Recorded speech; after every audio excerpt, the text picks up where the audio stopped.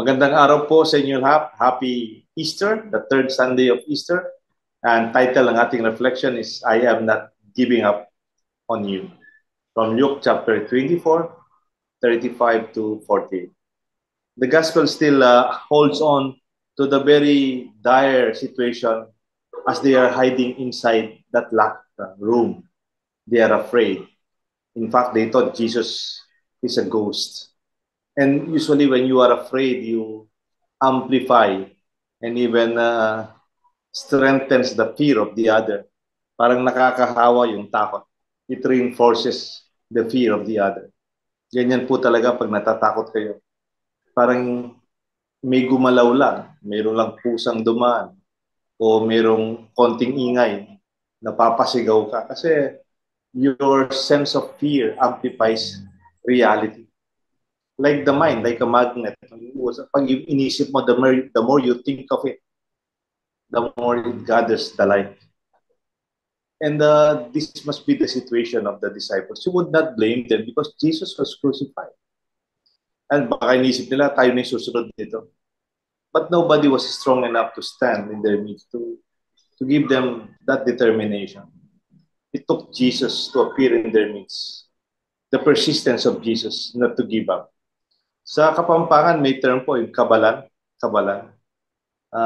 Yung si Father Edwin Belay, sabi naman niya sa Tagalog, kabal, yung parang hindi nasasaktan, yung parang hindi natatakot. Sa Kapampangan naman, yung Kapampangan term for kabalan, somebody's persistent and even resistance sa experience of failure or even rejection or even pain. Hindi sila natatakot kahit na nasaktan na, parang they are not giving up. And that giving up is not part of their agenda. It's not part of their option. Wala sa kanyang vocabulary nila yun.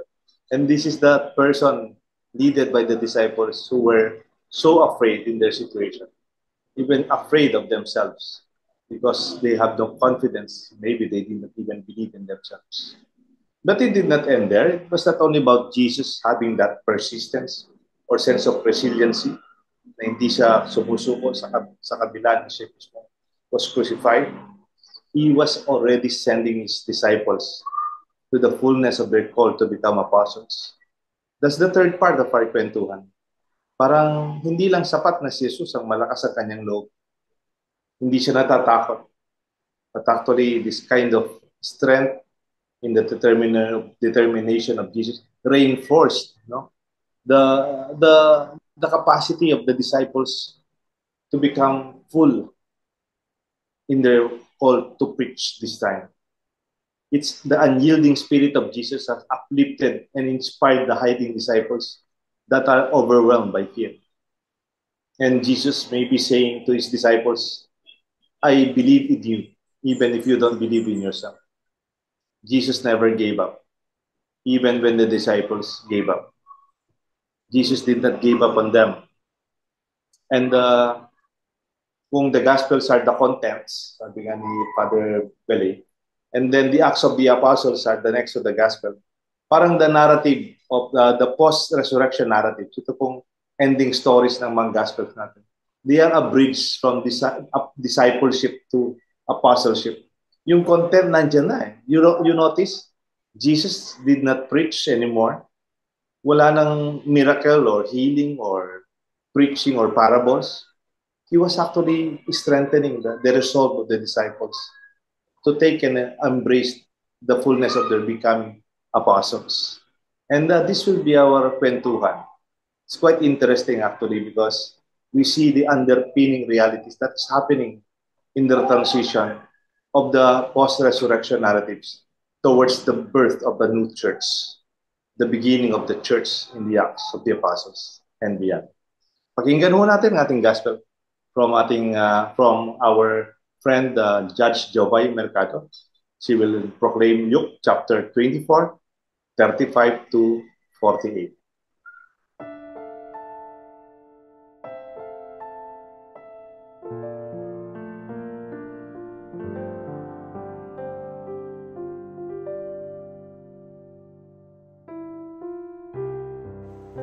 Pagbasa mula sa Ebanghelyo ayon kay San Lucas.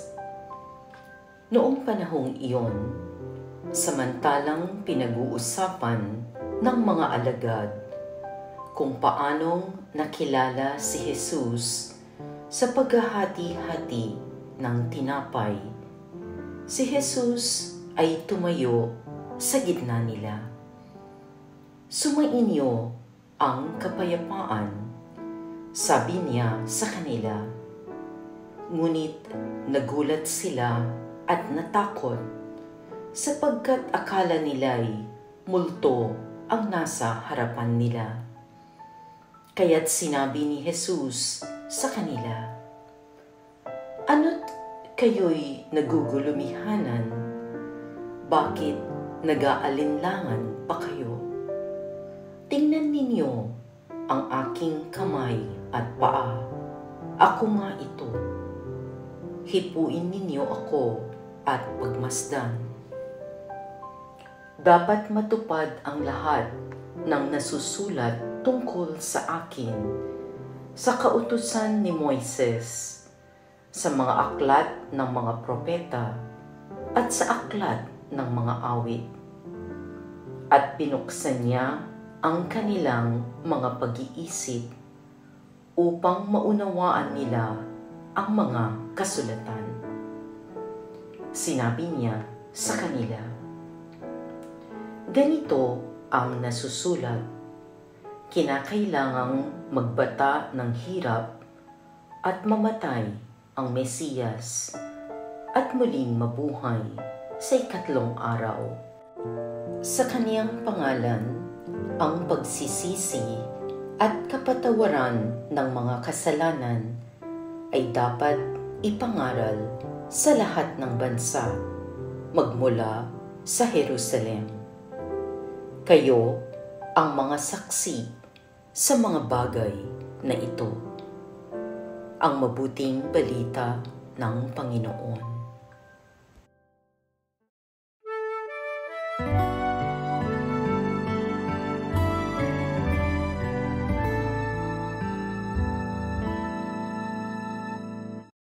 Happy Easter po. Nasa ikatlong linggo tayo ng panahon ng muling pagkabuhay ni Jesus, on the third Sunday of Easter. Our Gospel is from Luke chapter 24, 35 to 48. Salamat kay Judge Jovay Mercado for proclaiming our Gospel.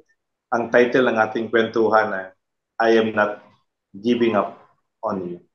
Ito po si Father Deo Galang.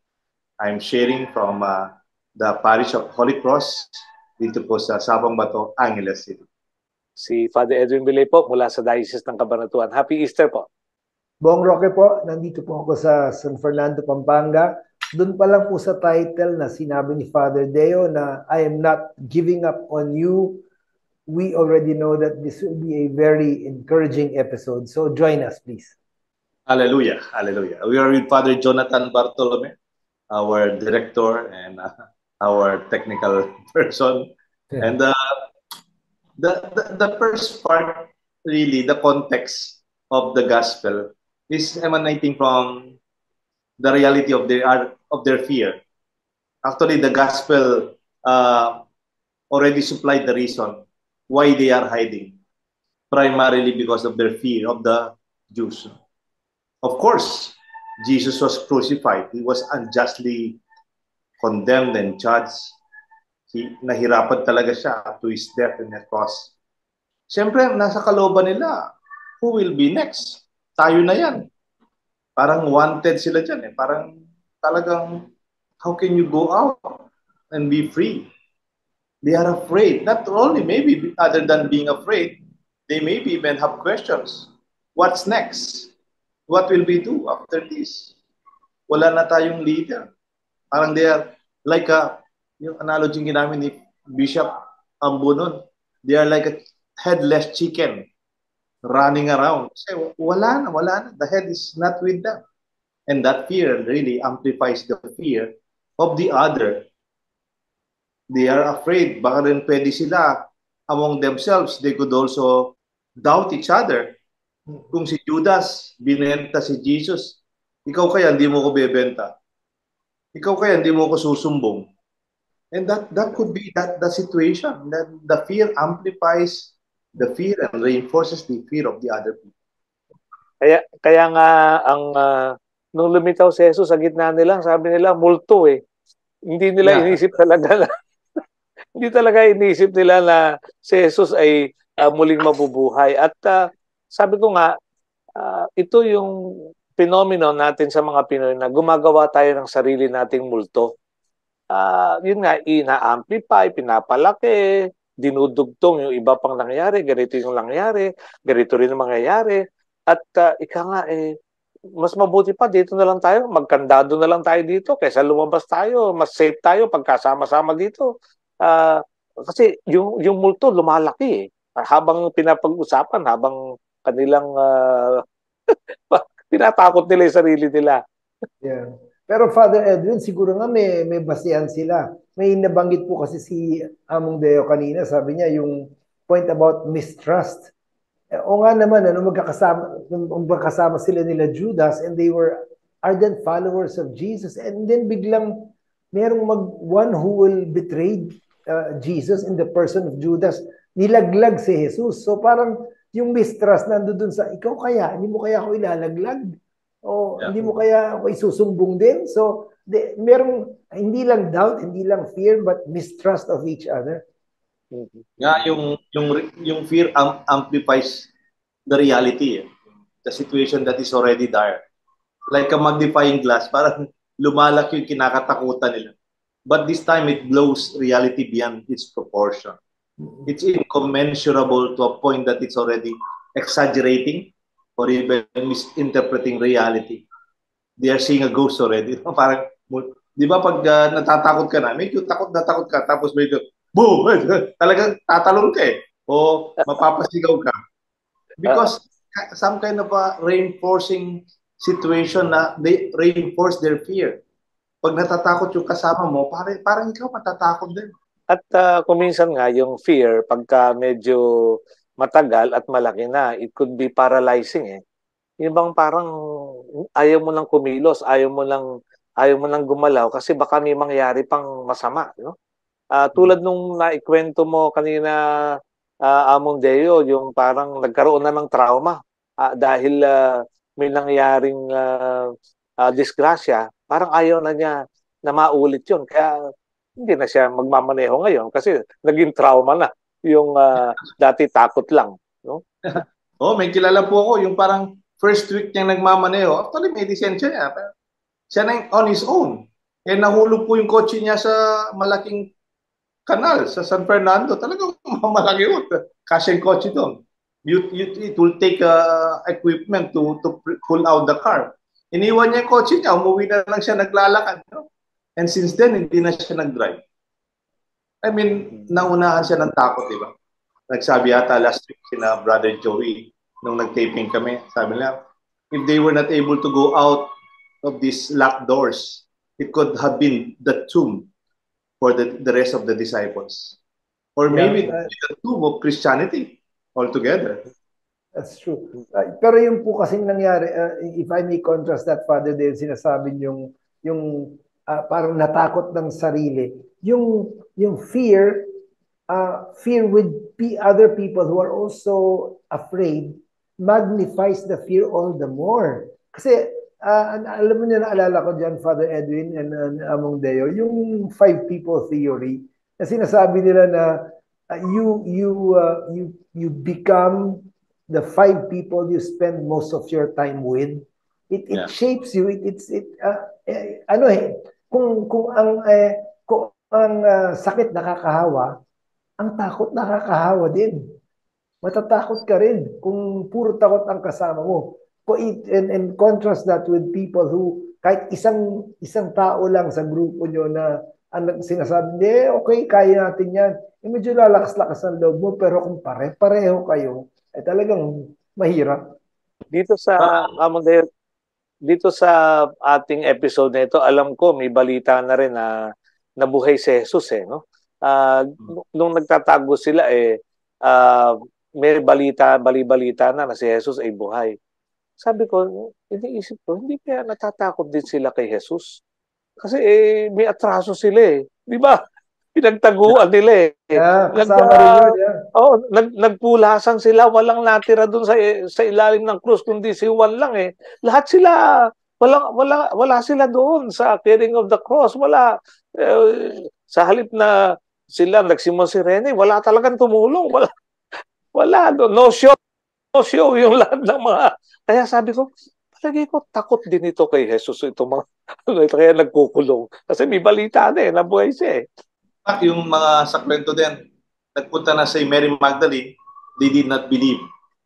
Even itong dalawa, in continuation, di ba, ang saya sila, they ran back to Jerusalem to tell the story of the Emmaus, no? And they did not believe the two. In fact, sa gospel pericope, Jesus is condemned for this. No? Tama po tayo. There are different levels of fear. Hindi lang po takot about their own life and death. They are afraid of their future, or even afraid of themselves. They begin to be afraid of one another. Parang natatakot ako sa iyo, baka ako yung susunod mong ibebenta, di ba? Parang kung ginawa ni Judas ito kay Jesus, what would stop others gagawin ito kay Pedro? That's why the tension is very strong. Mabuti na lang dumating si Jesus. It's like a candle in the midst of darkness. He was bringing light. The persistence of Jesus brought strength and hope to this very afraid community. Ito po yung second point natin.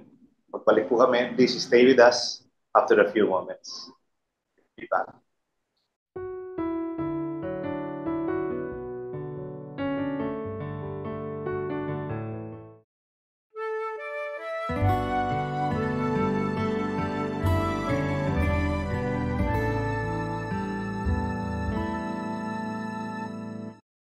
Thank you for staying with us. And the second part of our Kwentuhan, this third Sunday of Advent, our gospel is from Luke 24:35 to 48. I am not giving up on you. Kung sa kwento natin kanina, sila lahat takot. And they are reinforcing their own fear. In different levels ng mga takot nila. There is one man who has never been afraid. He's like the one bringing a candle in the midst of a very, very dark room. Ang tawag dyan kumisan na persistence of Jesus. Yung kabalan, yung taong hindi sumusuko kaagad. Siguro kailangan natin mga tao who could always believe in himself, in the mission. And even yung takot na parang nakakahawa ay nawawala kasi meron ding nakakahawa na lakas na loob. One who is bringing light and hope in the midst of darkness. Sa Cabiao, kung saan ako na destino, yung aming patron doon, ang tawag sa kanya ay lux in tenebris, no? Na ibig sabihin ay liwanag sa dilim, no? Kasi si San Juan Nepomuceno, siya yung ika nga ay naging liwanag, naging ilaw ng mga tao sa gitna ng kadilimang bumabalot noon sa Czechoslovakia, no? Namatay siya isang martir, no? Kasi talagang halimbawa kung mapaniil kasi yung hari noon lahat takot no. Pero may isang ang nag-challenge no na hindi dapat ganito no. At kaya naman tulad ni Jesus naging martir siya no. Pero hindi doon nagsimula yung iba pa magsindi ng kanilang liwanag no nung siya ay namatay no. Kanina po naka-off cam tayo, i-share ko lang po sa ating mga nakikinig at nanonood sa Men of Light.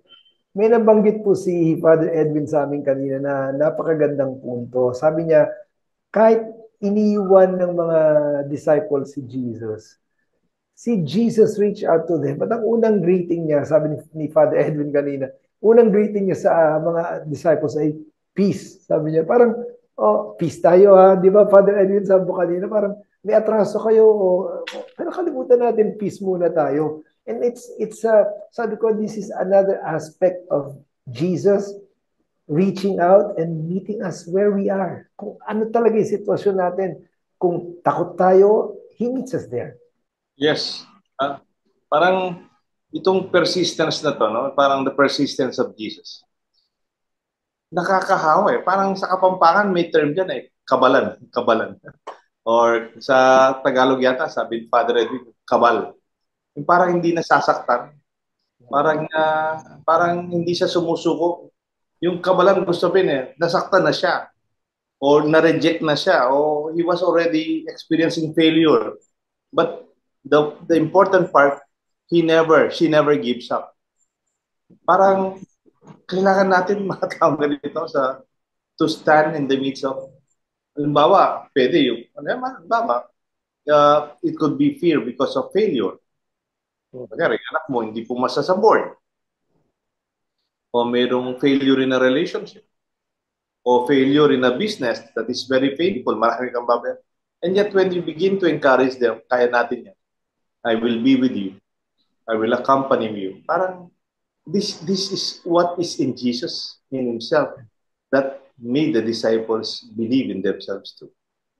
Yung galing ako sa Macau, sumama ako, Holy Week ako doon kay Father Raymond Gaspar. May kinukwento siya na parang naging kasama nila sa bukid na itong magsasaka na to, talagang ganun. May mga pagkakataon na hindi aani Magkakaroon ng hayop, mababaha, o kaya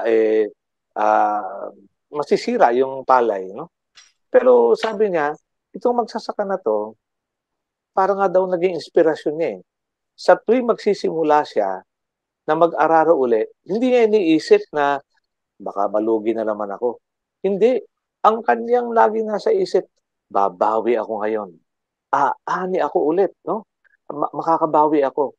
Yung ganong pag-asa na hindi ka magsisimula dahil ikaw ay galing sa pagkalugi, sa ganong isipan na malulugi na naman ako, abay mahirap yun, di ba? So, yun daw ano siya, nakaka-inspira yung magsasaka na yan, sabi niya. Kasi sa tuwing hawak niya uli yung kanyang araro at magsisimula, babawi ako ngayon. Ani na ako na maganda ngayon. Yun naman laging sinasabi niya. No? Hindi siya napapatalo, hindi sumusuko. Alam niyo, Father Edwin, sa kwento niyo pong yan, the question in my mind is, saan nanggagaling yung positivity na yun? Bakit ganun ka-resilient, yung word na ginamit kanina ni Father Deo, or persistent? Binalikan ko lang po yung gospel. Talagang wala nang tatalo pa sa persistence ng Panginoong Jesus. Tingnan nyo, hindi po ba kinukwento natin kanina sa first part, they thought they were seeing a ghost. Di ba? Nakita nila si Jesus kasi sabi ni Jesus, peace. Kahit peace na, tingin pa rin nila kay Jesus. It was a ghost. Pero tignan niyo po yung persistence ni Jesus. Babalikan ko lang.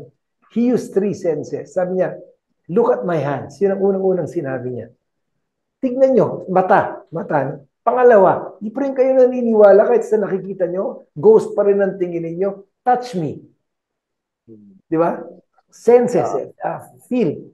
At pangatlo, sabi niya, hindi pa rin kayo naniniwala kahit tinawakan nyo na akong, bigyan nyo nga ako ng makakain, give me something to eat. And he ate baked fish. So, nakita ko lang doon yung 3 senses. Nakita ko yung levels na Jesus tried to convince them. Talagang, sabi ko, ang galing ng Panginoon, hindi siya nakita nyo na, hindi pa kayo naniniwala, hawakan nyo, hindi pa kayo naniniwala, sige nga, kakain ako. Such persistence. Attorney Bong, Father Edwin, nung nasa social action ako, pumutok yung pinatubo nun na kaya nasa, tapos yung tabi ng social action, ngayon yung lugar ng hospital ngayon, yung tawag doon, sakop tent city. At yung mga bata, mga anak ng mga nasirahan ng bahay sa Bacolor, before Christmas. Nung before Christmas na yon, simbang gabi, malakas yung hangin, nakabakasyon yung mga bata, pero nasa evacuation center, panahon ng pinatubo. Nakikita ko yung mga matatanda, they are downcast. No? Kaya yung ilang taon mong pinag-irapan na bahay, nawala na yung mga mana nila. Wala na. Lahat ng... And then, nakikita ko yung mga bata, nanonood ako sa labas pag before Christmas yun, wala rin opisina sa sakop, simbang gabi lang. They are making, saranggola. Yung kite. They fly the kite wala namang space dun sa evacuation center. They are not in an open field. Pag pinalipad ng mga bata yung saranggola, in a few minutes, sasabit sa kuryente. Sa mga poste sa inner, hindi yung major na poste, maliit na poste dun sa tabi nila. And then, you know what I noticed, Attorney Bong, Father Edwin? The children will not give up. Sinusundo nila, they're saving their saranggola, at kung hindi na pwede, gagawa na naman sila. And then, papalipad na naman sila. Parang sabi ko, I'm very happy for these kids, no? They do not give up dreaming. They are not giving up their joy in the reality of a very dark and gray situation after Pinatubo. Pwedeng ganito rin, di ba? Yung mga bata, they give us hope. Parang for them, our fear, di ba minsan yung fear nanggagaling sa mga matatanda, yung maraming trauma, maraming failure experience and painful experience. But the purity of the child, sabi nga ni Jesus, the greatest in our midst are children. They give us that persistence not to give up. Kasi yung takot nanggagaling sa mga matatanda, tinatakot natin yung mga bata, tinatakot natin sa sarili. Kaya po, punta tayo sa ikatlong punto ng ating kwentuhan. When the unyielding spirit of Jesus uplifted and even inspired the hiding disciples who are overwhelmed by fear. Para hindi lang si Jesus ang malakas ang loob, nakakahawa din. And this is the fulfillment of the gospel. Magbabalik po ang Men of Light after a few moments.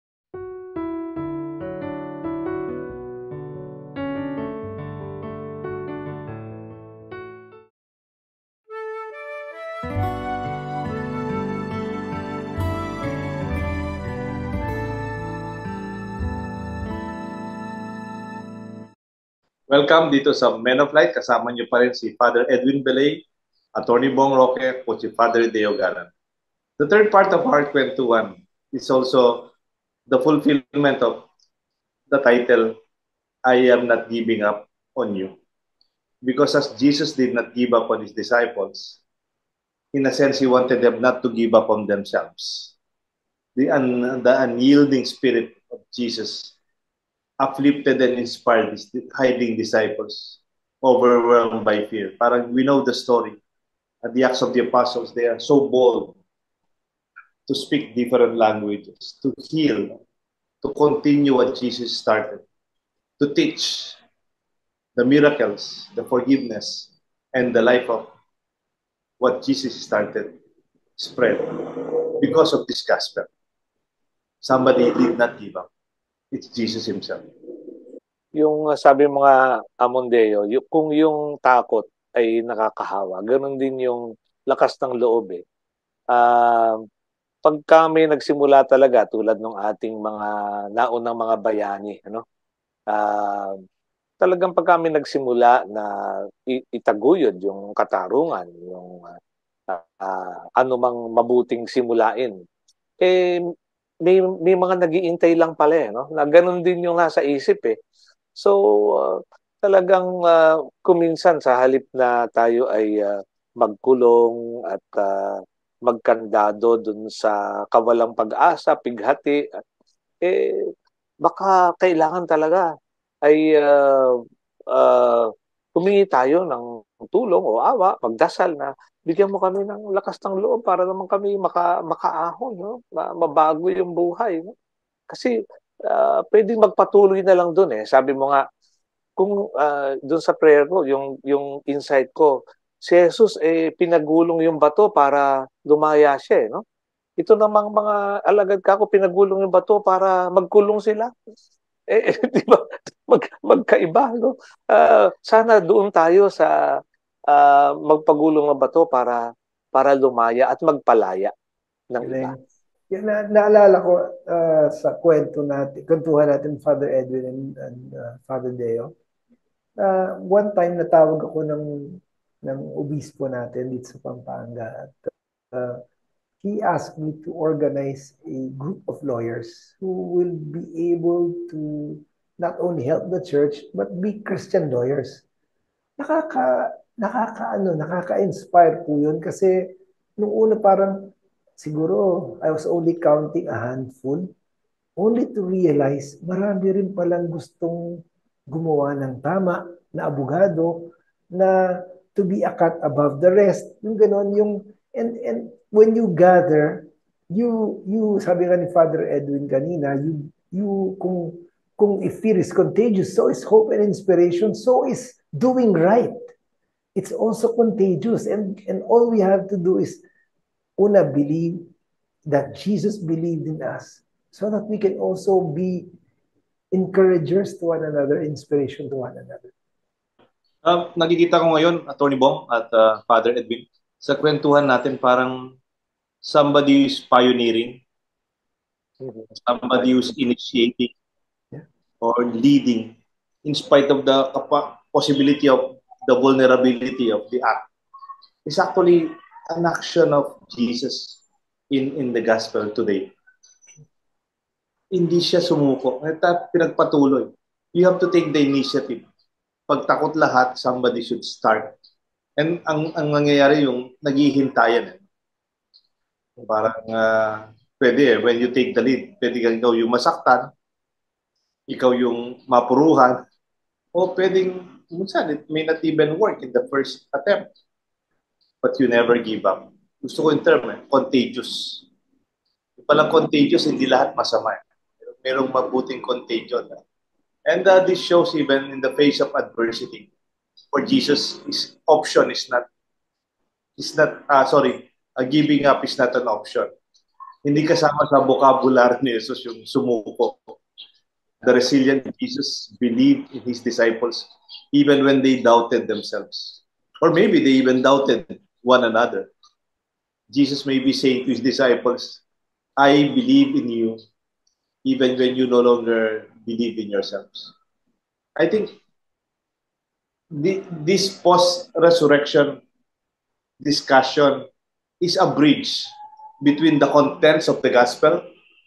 The four gospels, the main stories are there, the parables of Jesus, the teachings of Jesus, the healing experiences with Jesus' ministry, and even the forgiveness that Jesus extended to people for conversion. Nandiyan na yan eh. It's already, they're part of their memory, their experience.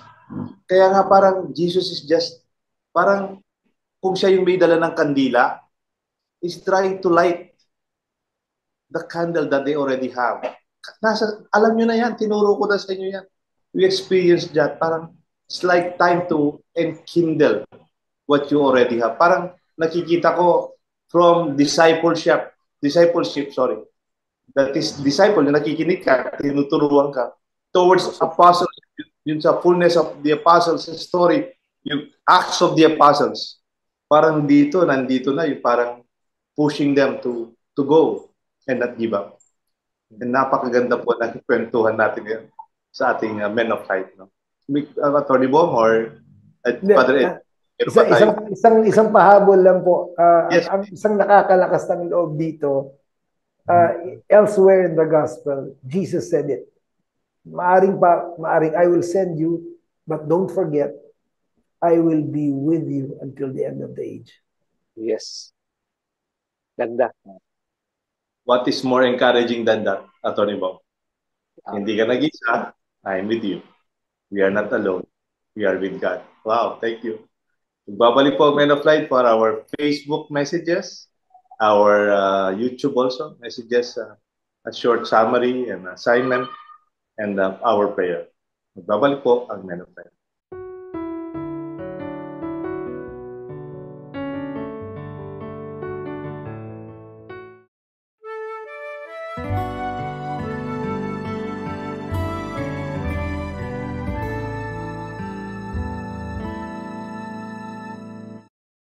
Welcome back sa Men of Light. Nasa huling yugto na tayo ng ating episode on the third Sunday of Easter.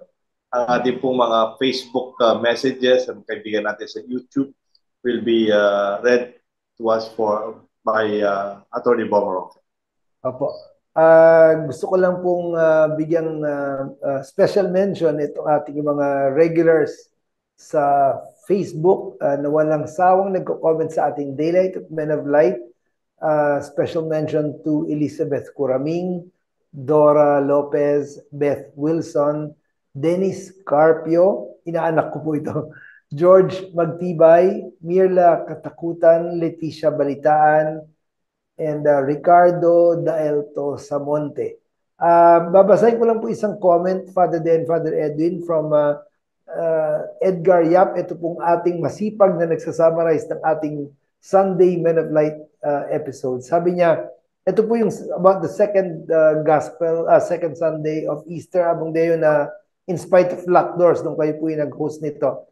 Ang isa po sa mga summary dito ni Brother Edgar Yap is, the good news is that Jesus goes on Eastering to find even the small cracks and the openings in the locked doors of our lives, minds, and hearts in order to enter and offer His peace and breathe new life in us with God's divine mercy. Maraming salamat po, Brother Edgar Yap. Sa YouTube naman po, meron lang mga a few comments, pero ang mga nagko-comment po dito at gusto namin pasalamatan si Bianca Salonga, Clarinda Estenor, at isa pong bago na nakita naming pangalan, si Bernie Lingat. Pinapag-greet din po niyang kanyang brother na si Ruben S. Lingat Jr. ng isang masayang kaarawan. Happy birthday po sa inyo, and thank you sa walang sawang pag-post niyo po ng comments sa YouTube at Facebook. God bless you po. Thank you, Attorney Bong. Ang ating po mga birthday celebrants for our Archdiocese of San Fernando clergy at mga kaibigan na pamilya ng Men of Light. April 14, birthday po ni Father Mark Anthony Torre Carion, and then also birthday po ni Father Zenon Tulio. Birthday na April 15 po yun. April 19, Father Jerome Roque. At ang aking kaklase po, April 20, si Father Jess Manabat Jr. Happy birthday, classmate. And then yung mga celebrators po ng ating kaibigan sa Men of Light, April 14, birthday po ni Ate Joy Ludivina Nabong, sister po ni Father Jonathan, Architect Nestor Mangyo, happy birthday, April 14. April 16 po, birthday ni Jonel Del Rosario, kaibigan po natin, si Kuya Jess Nickdow. We pray for his Thanksgiving and birthday, is April 16. And then Adrian Pineda. And then April 17, birthday naman po ni Ned Dison, G. Danting, and Leo Villacrucis. April 19, birthday po ni Ate Wilna Ronquillo and Ate Tess Punzalan. And April 20, volunteer natin ng Men of Light, si Ate Edna Gueco, at kaibigan ho natin, si Architect Dan Dison of Angeles City. Happy birthday, Architect Dan. And lastly, April 20, mami po, mama ni Father Jonathan Bartolome, si Ima Gloria Bartolome. Ang ating pong summary on the Gospel, Luke chapter 4, 35 to 48, sinasabi ng Jesus, I am not giving up on you. You may be full of fear, you may reinforce each other because of your fear for so many reasons, but I'm not afraid. He's bringing the light. He's bringing the light of hope for us. He's bringing us that strength that we needed to stand up. Ito po yung nakakahawa. And this we celebrate for this gospel. Kaya yung third part ho natin, it was not Jesus who was determined and hopeful. It was transferred into the hearts and minds of his disciples in this gospel. He trusted them, he encouraged them, he anointed them. The persistence of Jesus gave birth to the strength of the disciples to carry on from being disciples to the apostles of Acts, where they will begin the church, bringing the Spirit of the Lord with them. Ito po ang ating summary. And Father Edwin Belay will now lead us in our final prayer and the blessing. Muli po nating ilagay ang ating mga sarili sa piling ng Diyos. Sa ngalan ng Ama, at ng Anak, at ng Espiritu Santo. Amen. Lord, naglagos ka sa mga nakapilid na pinto at makapal na mga pader upang samahan ng iyong mga alagad. Ayaw na po nila sanang magpatuloy sa buhay alagad at misyon. Alalaong bagay, gusto na rin nilang palibing sa takot at pighati. Feeling ligtas sa pagtatago at pananahimik. Mas safe pagsarado at nakakandado. Iginulong mo ang bato pabukas upang makalaya ka sa libingan at muling mabuhay. Iginulong naman ng mga alagad ang bato pasara upang ikulong ang mga sarili dahil sa takot at pighati. Ang mga dating malaya ay nagpasyang ibilanggo ang sarili sa kanilang mga pangamba at kawalang pag-asa. Ang dating nakabilanggo sa libingan ay lumaya upang magdala ng kapayapaan at pakikipagkasundo. Maraming beses na rin, Lord, na pinili kong gumawa ng sariling multo upang takutin ang sarili. Natatakot akong may mabago sa nakalakhan na at nakasanayan na. Nakakatakot umangat sa susunod na baitang ng buhay. Mula bata sa pagiging binata, papunta sa pagpapamilya, mula altar server sa pagiging seminarista, papunta sa pagpapari. Mula sa pagtatrabaho, papunta sa retirement. Sa pagkakaroon ng malakas at malusog na katawan, papunta sa panghihina at nadadalas na karamdaman. Pwede ring mula sa karamdaman, papuntang kagalingan. Binubuksan mo ang mga pintuan at bintana ng aming mga isipan at kalooban. Niaalok mo sa amin ang bagong buhay ng kalayaan, kapayapaan at kapatawaran, na ang buhay kasama ka ay iba yung kaligayahan at kaganapan. Subalit minsan talaga takot kami. Mas gusto na lang namin na nakapinid sa nakapilid na silid kung saan feeling ligtas kami. Ayaw na naming lumabas at sumugal pa. Ayaw na naming ituloy ang misyon kasi masalimuot, kasi ang daming problema, kasi mahihirapan lang kami o papahirapan lang kami. Opo, minsan ayaw na naming maging saksi. Baka matulad kami sa iyo at sa mga alagad mo. Pero sino nga ba kami? Di ba alagad nga? Tagasunod mo? O baka kami ang binabanggit sa ikalawang pagbasa sa unang sulat ni Juan? Ang nagsasabing nakikilala ko ang Panginoon, ngunit sumusuway naman sa kanyang mga utos ay sinungaling at wala sa kanyang katotohanan. At ito ang katotohanan, Panginoon. Ang pagsunod sa utos mo ay hindi pagkabilanggo, kundi mas higit na kalayaan. Hindi mo po kami sinusukuan. Pinapasok mo pa rin ang aming mga saradong isipan, binubuwag mo ang mga pader na likha namin para makipagkasundo sa amin. Kami na ang may atraso, ikaw pa lumalapit. Kapayapaan ang hangad mo, hindi panunumbat o paniningil. Hindi mo kami sinusukuan, Panginoon. Tulungan mo kaming sumuko na sa iyo. Ito'y aming samo at dalangin sa iyo, Ama, sa pamamagitan ng Jesucristo, kasama ng Espiritu Santo, magpasawalang hanggan. Amen. At sumainyo ang Panginoon. At pagpalain kayo ng makapangyarihang Diyos, Ama, Anak, at Espiritu Santo. Amen. Maraming salamat, Father Edwin. Opo. Ang binubuksan ni Jesus ang kanyang libingan sa malaking bato. Sila naman ay nagkulong at nagtago sa isang malaking bato.